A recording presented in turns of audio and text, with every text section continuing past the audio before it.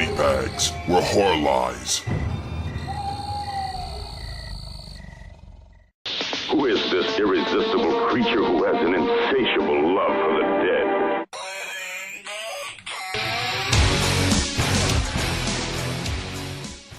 Hey guys, happy Thursday, this is your fright chick speaking.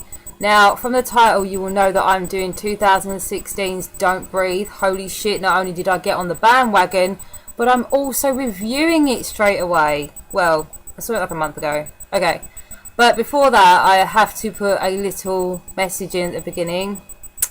This is actually my last video for body bags. Possibly for good. For the very, very long foreseeable future at least.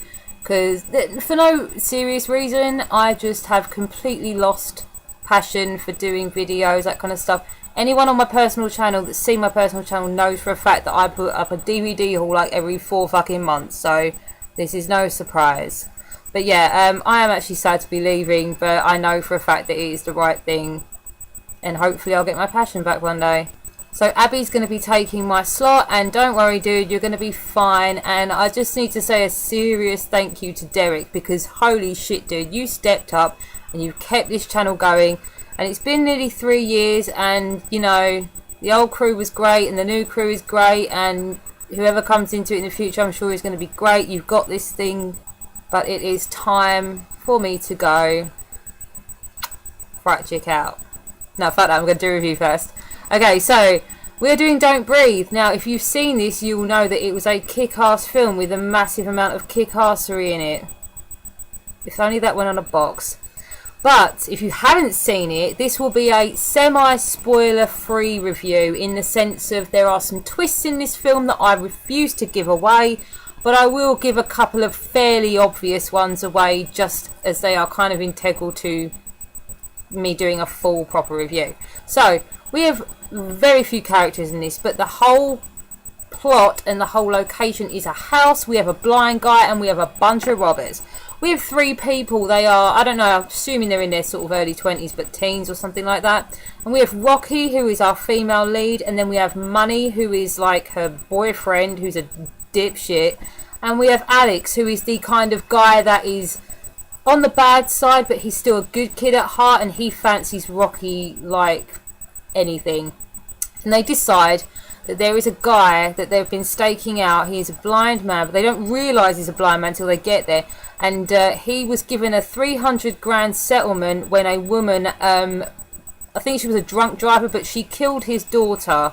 She ran her over, and he got a settlement out of court, you know, because he kicked up a huge fuss, obviously, and they believe that he is actually hiding the money in his house. So they decide that he's the perfect person to rob. They're going to go there, and the fact that he's blind is even better for them, because they're going to be in and out, and they're just going to find this money, and then their lives will be set. Now, we get a very small amount of little flashbacky things here and there to show us that they're not necessarily doing it because they're complete arseholes. They do have reasons for wanting this money. It will seriously help them out, because they're not in the best situations either.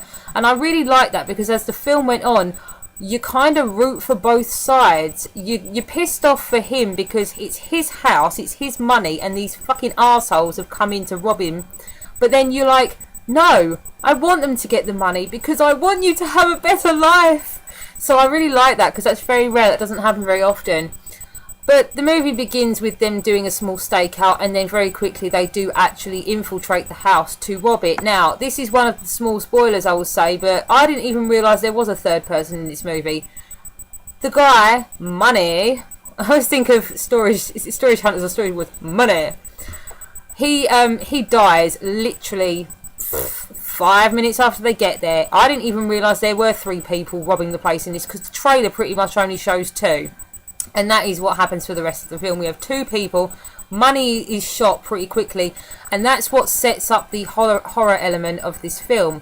Because as they're robbing the place and they're trying to make sure that they don't wake up the blind guy, he does wake up, even though they've put precautions in place, and he kills Money and doesn't realise that there are 2 other people there trying to rob him. So they, of course, are in different parts of the house, and they have to remain silent whilst also trying to escape, because the blind man manages to block all of the exits that he believes were the way that they broke in. So now they're trapped. They're trapped in this guy's house. And it was at this point that I was trying to think of how the hell they were going to stretch this out for another, like... It was like 20 minutes in at this point. And I was like, how are you going to make an entire film out of this plot? It's kind of done. No, it's not.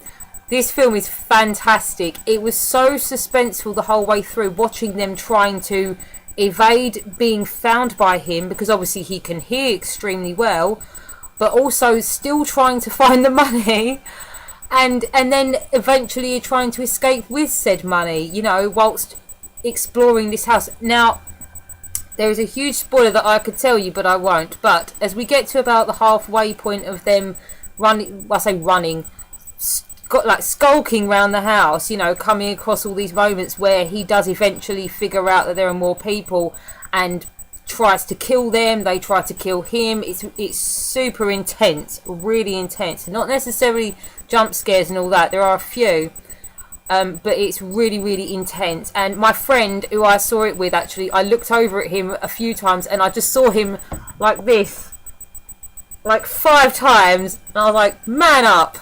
If I could sit through this, you could sit through this.